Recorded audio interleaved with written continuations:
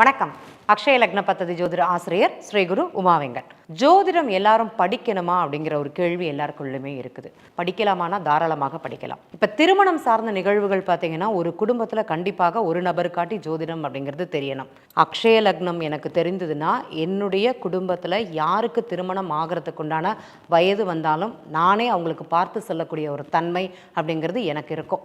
இந்த நட்சத்திர புள்ளிகள் போகும்போது அவங்களுக்கு திருமணம் நடக்கும்.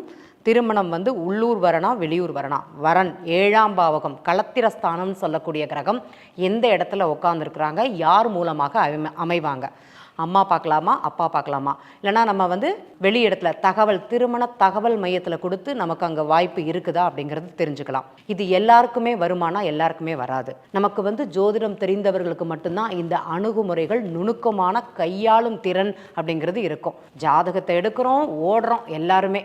ஏன் ஓடுறீங்க? உங்கள் வீட்டுக்கு ஒரு ஜோதிடர் அப்படிங்கிறது இருந்ததுன்னா நீங்கள் எந்த இடத்துலையும் யார் முன்னிலையும் உங்களுடைய ஜாதகத்தை கொண்டு போக வேண்டாம்.